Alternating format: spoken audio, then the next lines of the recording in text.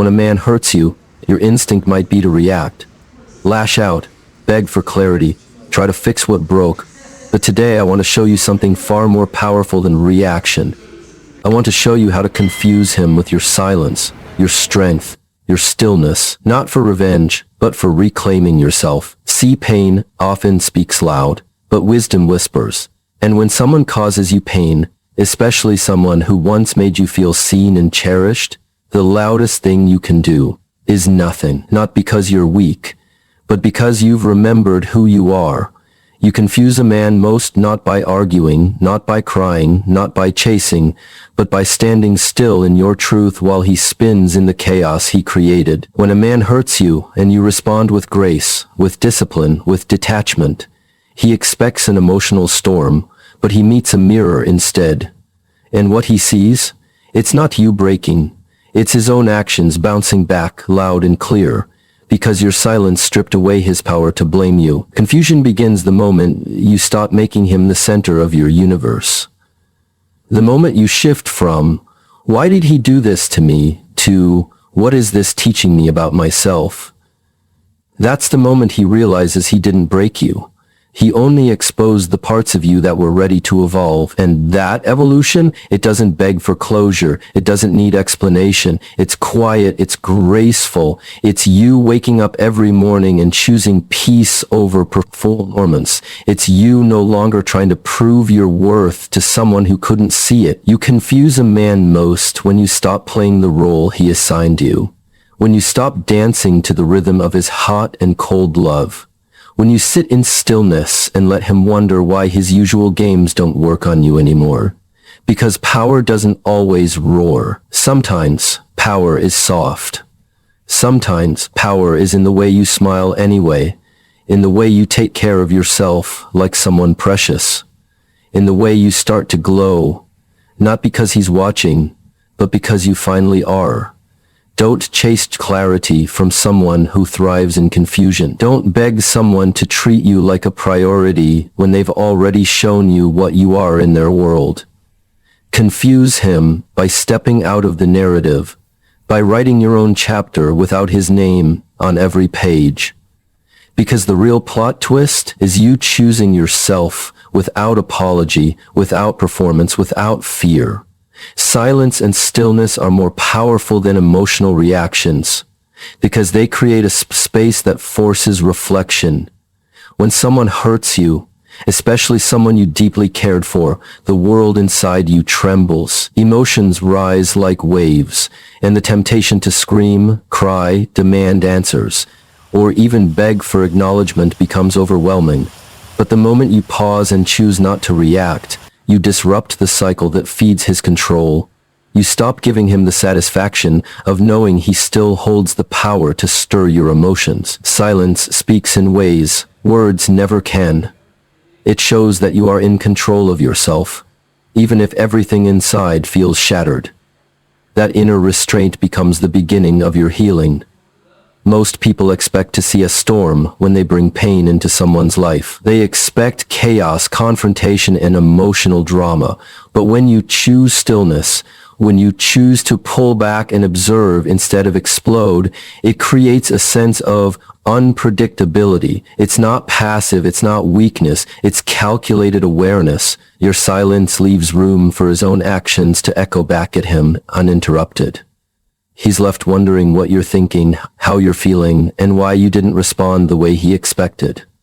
That confusion becomes his burden to carry, not yours.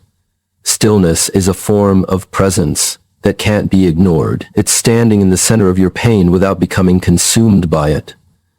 You're not suppressing your emotions, you're transmuting them. You're using them as fuel to rebuild instead of destroy. And in that quiet strength, you begin to rise. The power of your stillness lies in its unpredictability. You're not giving him a map to your reactions. You're not feeding his ego with desperate texts or emotional breakdowns. You're not allowing him to feel like he's the center of your emotional world anymore. In silence, you give yourself the gift of clarity. You start to hear your own voice again. You start to remember your worth without needing it confirmed by the one who broke it. stillness creates a sacred space where healing becomes possible because it isn't interrupted by constant noise. And when you're no longer explaining yourself to someone who chose not to understand you, you reclaim your power. There's strength in the pause, strength in the breath between what happened and how you choose to respond. And when you fill that space with silence and stillness, you send a message. I will not fight for a place in the life of someone who couldn't honor me. I will not lower my dignity to match the energy of someone who mistreated me. I am still, not because I'm broken, but because I am rebuilding. I am silent, not because I have nothing to say, but because not everyone deserves to hear what lives in my soul. In that stillness, you are no longer the wounded, reactive version of yourself. You become the calm, unshaken force he never expected to face. Responding with grace confuses those who expect chaos because it defies the narrative they've written for you. When someone causes you pain, especially a man who once held a space in your heart, he often expects to see his impact in the form of your breakdown. He anticipates the screaming, the accusing, the emotional collapse, because that's how many validate their own sense of power. But when you meet his betrayal, his distance, his cruelty, with calmness, poise, and grace, he doesn't know where to place you anymore. You no longer fit the image he tried to reduce you to. He expected you to fall apart, and instead you stood up taller. That contradiction shakes him more than your anger ever could. Grace is disarming. It's soft, but never weak. It's quiet, but deeply commanding. When you respond with grace, you're not pretending you don't feel the pain. You're choosing not to hand over your power to the one who caused it. You're showing restraint not because you lack emotion, but because you value your energy. You're setting a tone that says, I am not here to perform my hurt for your validation. And that type of emotional control is something most people aren't prepared for. When you act from grace, you don't justify, argue, or seek approval. You simply live in alignment with your own worth. What confuses him is not that you're over it.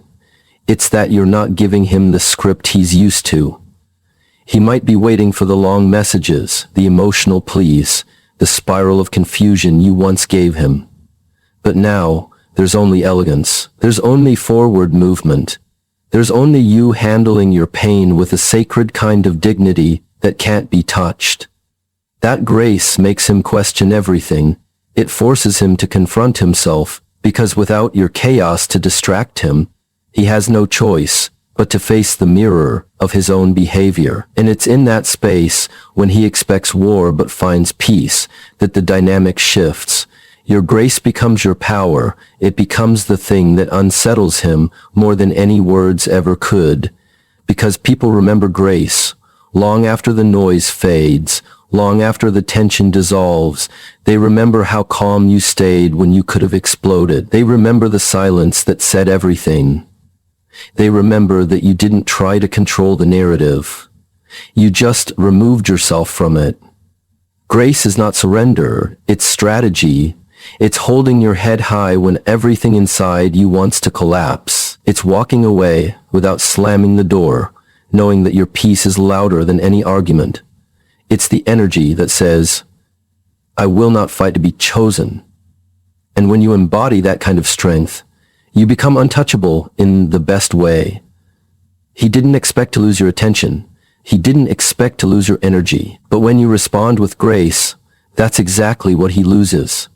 And that loss speaks volumes without you saying a word.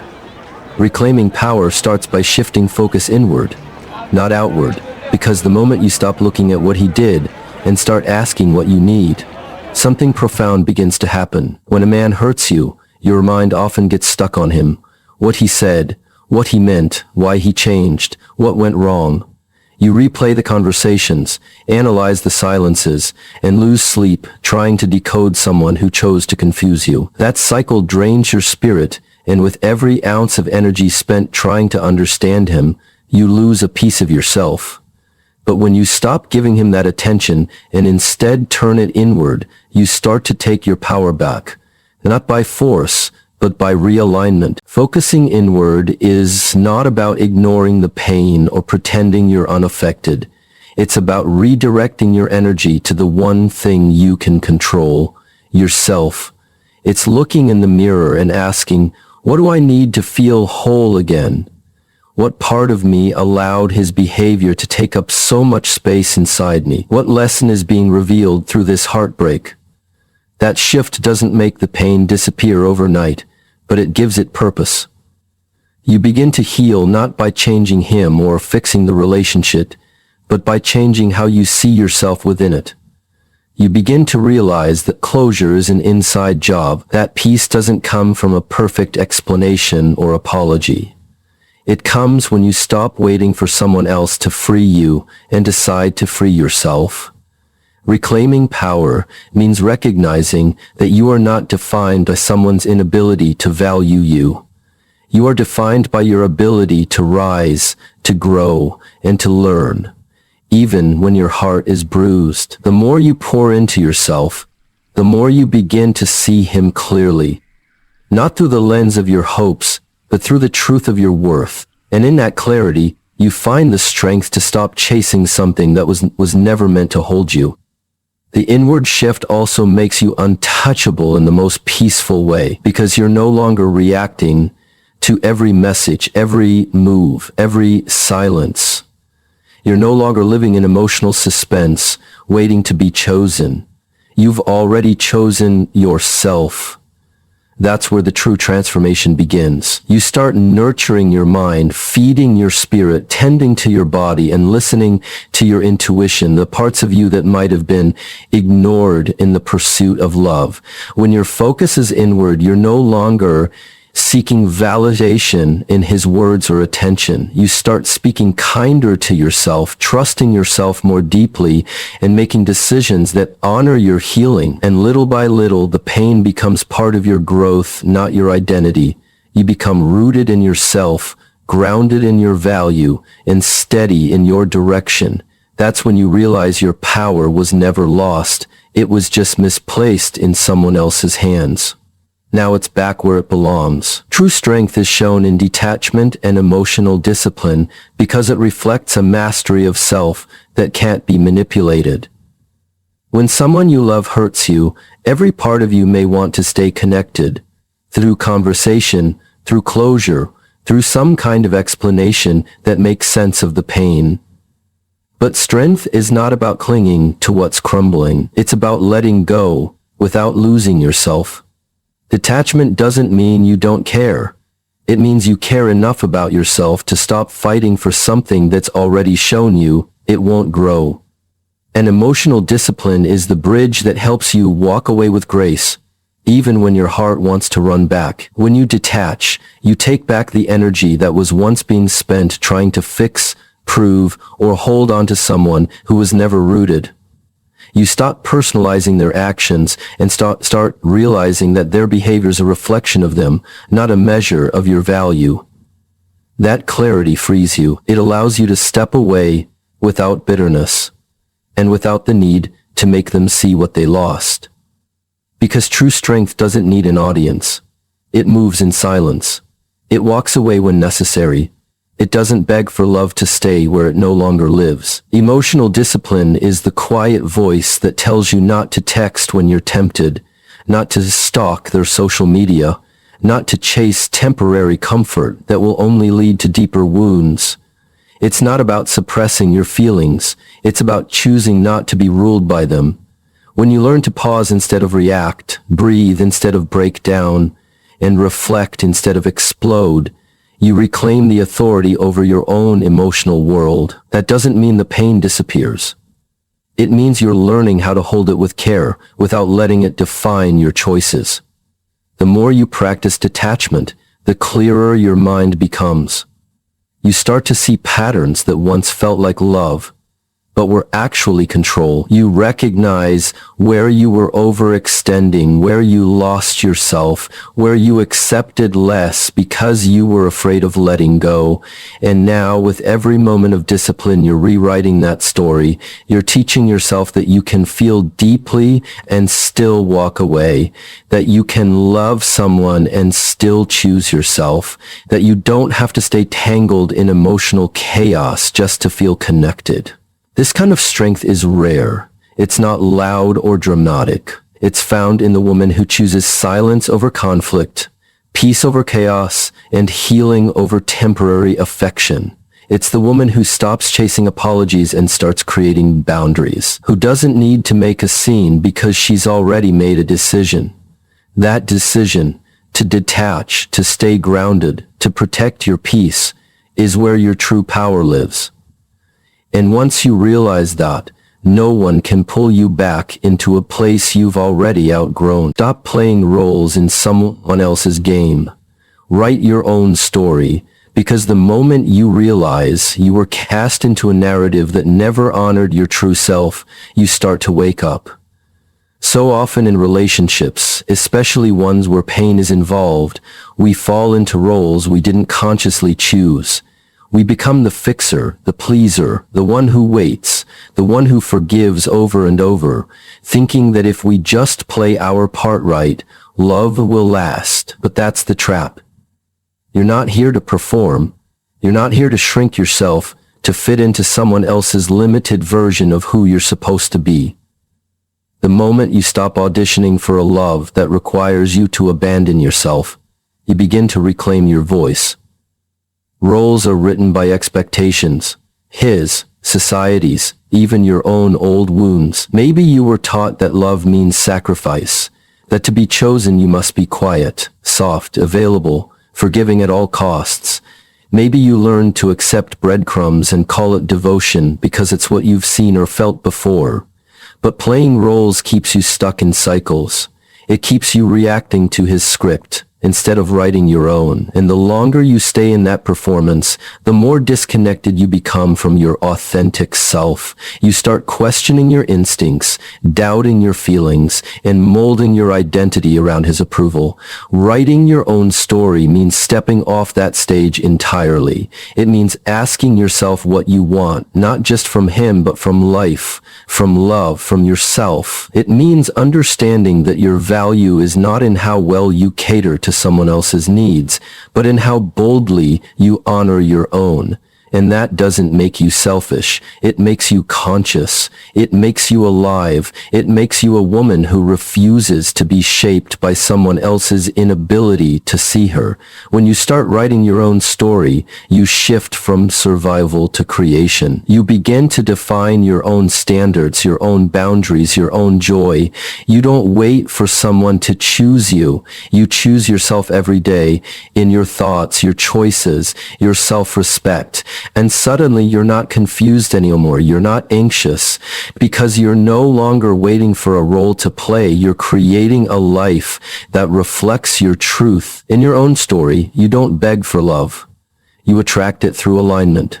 You don't chase validation. You carry confidence from within. You don't fear loss because you know anything that requires you to lose yourself was never a gain. This shift is subtle at first. It starts with little decisions, saying no when you used to say yes, walking away from conversations that drain you, choosing silence over performance. But those small acts of self-loyalty begin to rewrite your identity. You are not a character in his story. You are the author of your own. And once you step into that role, you stop asking for a seat at someone else's table. You build your own. And only those who respect your story get to sit beside you. Self-worth is reclaimed through quiet confidence and self-love, because the most powerful transformation doesn't happen when the world is watching. It happens in the still moments when you choose yourself without needing anyone else to validate that choice. When a man hurts you, especially someone you trusted, it can leave you questioning your value. You start to internalize his actions, wondering if you were too much or not enough. But his behavior was never a reflection of your worth. It was a reflection of his capacity to love, to respect, to stay grounded in integrity. Reclaiming your self-worth begins the moment you stop measuring it by how someone else treats you and start measuring it by how gently and firmly you treat yourself. Quiet confidence is the kind of strength that doesn't need to be loud or dramatic. It's the way you walk into a room without needing to prove anything. It's the calm in your eyes when chaos is around you. It's the refusal to compete for attention, because you've learned that the right people never need to be chased. This kind of confidence doesn't come from compliments or followers or validation. It comes from doing the inner work, from choosing not to abandon yourself in moments when you feel unseen. It comes from the decision to rise over and over, even when no one is clapping for you. Self-love is not just about spa days and affirmations, it's about boundaries. It's about learning to say no without guilt and yes without fear. It's about honoring your needs even when others don't understand them. It's about showing up for yourself on the hard days when you feel broken, confused, or lonely, and still treating yourself with gentleness. That kind of love rebuilds you. It reminds you that your worth isn't tied to who stays or who leaves. It's anchored in the relationship you have with yourself, the one you nurture in silence, the one that no one else can take from you. When you reclaim your self-worth, you no longer tolerate behavior that dims your light. You stop making excuses for people who can't meet you where you are. You stop over-explaining yourself just to be understood. Instead, you rest in the knowing that you are already enough, already worthy, already whole, and from that place everything changes. You attract different energy, you make decisions from a grounded place. You don't need to prove your value, you embody it. This quiet confidence, this rooted self-love becomes the foundation you stand on. It's not about being perfect, it's about being real with yourself. About loving yourself through the healing, the uncertainty, the growth. You begin to glow, not because someone finally saw your worth, but because you did. You begin to speak differently, walk differently, choose differently, and that difference is what shifts your entire world. Not because you fought for someone to treat you better, but because you treated yourself like someone who matters, and that's when everything starts to align.